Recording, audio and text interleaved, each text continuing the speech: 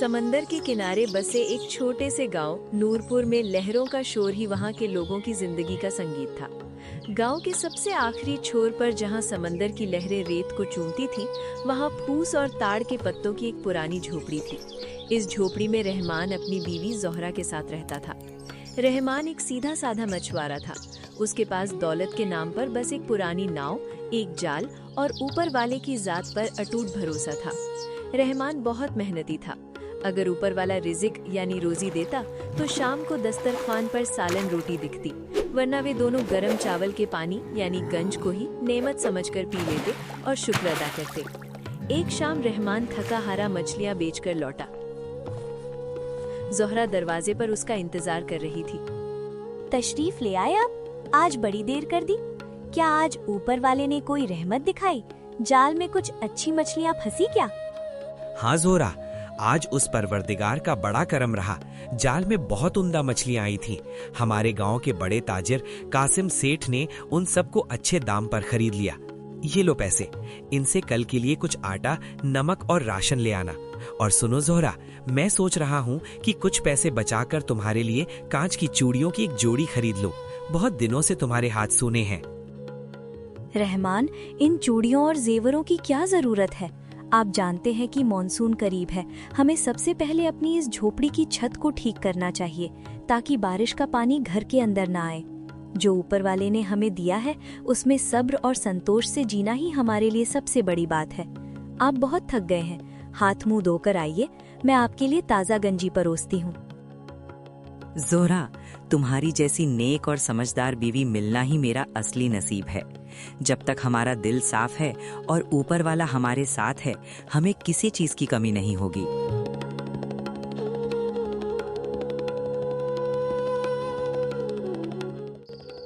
एक रात अमावस का अंधेरा था और समंदर किसी भूखे शेर की तरह दहाड़ रहा था।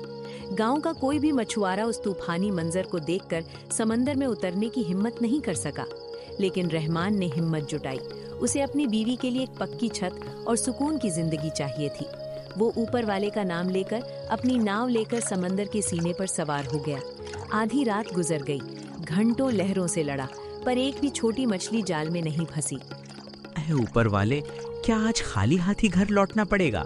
आज रिजिक में इतनी तंगी क्यों है? मैं जोहरा को क्या मुंह दिखाऊंगा?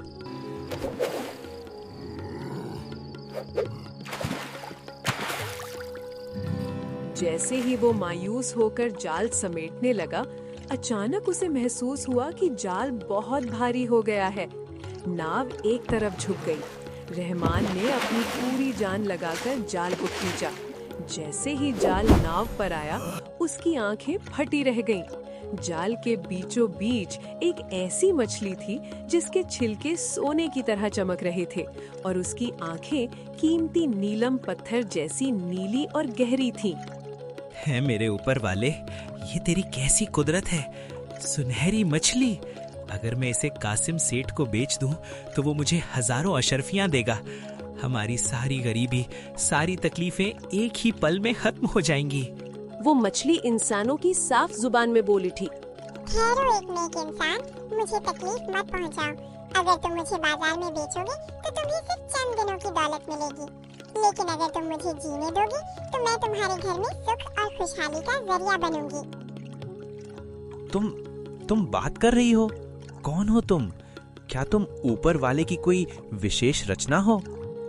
मैं जो भी हूँ, तुम्हारे सब्र का इम्तिहान लेने आई हूँ। मुझे अपने घर ले चलो, किसी की नजर ना पड़े ऐसे मुझे एक बड़े मिट्टी के मटके में खारे पानी के साथ रखो। मैं तुम्हें हर सुबह सोने का एक अंडा दूंगी।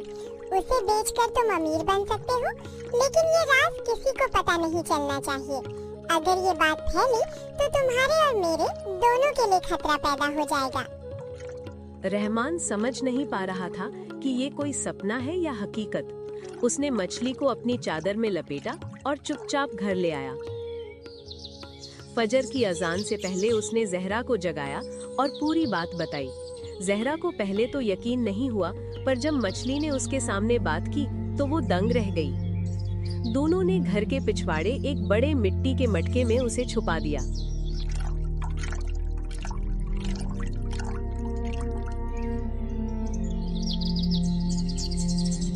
अगली सुबह वे डरते डरते मटके के पास गए।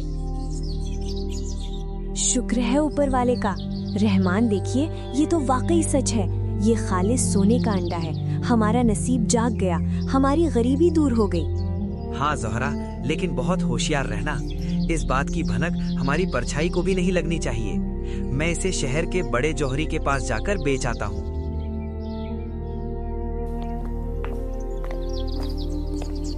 रहमान ने वो अंडा शहर में बेचा और उसे बहुत सारे पैसे मिले।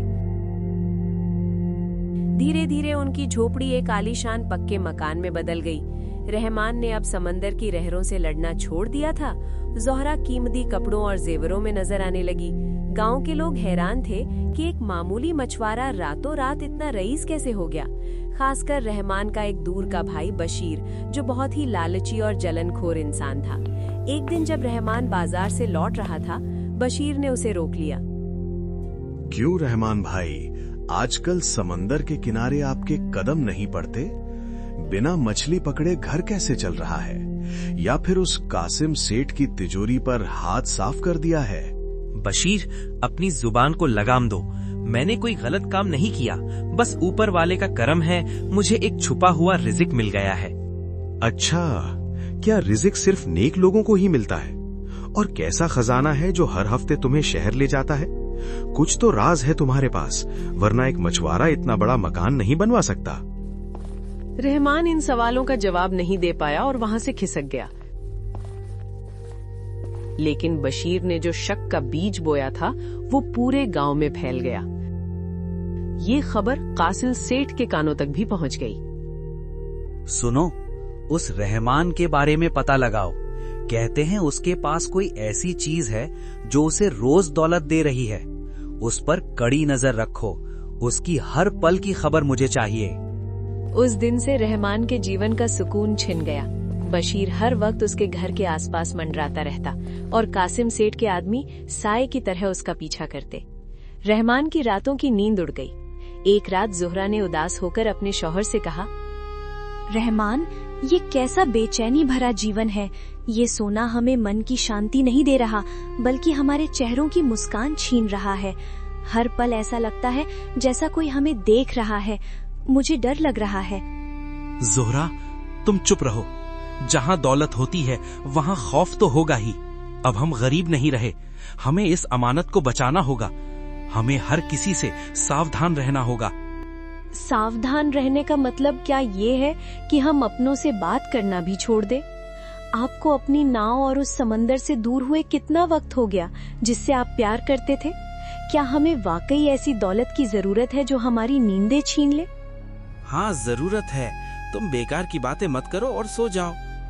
रहमान ने उसे चुप तो करा दिया, लेकिन उसका अपना डर उसे अंदर ही अंदर खाए जा रहा था। उसने उस मछली वाले मटके को घर के एक अंधेरे कोने में और भी गहराई में छुपा दिया। बशीर ने लालच में आकर रहमान के घर की छत से झांकने की कोशिश की। रहमान की आंख खुल गई और वो जोर जोर से चिल्लाया, चोर, डाकू, पकड़ो इसे। बशीर तो भाग गया, लेकिन ये बात पंचायत तक पहुंच गई।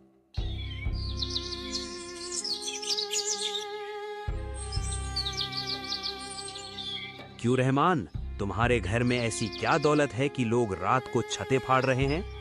बशीर का दावा है कि तुम कोई गैर कानूनी काम कर रहे हो। सच बताओ, क्या छुपा रहे हो?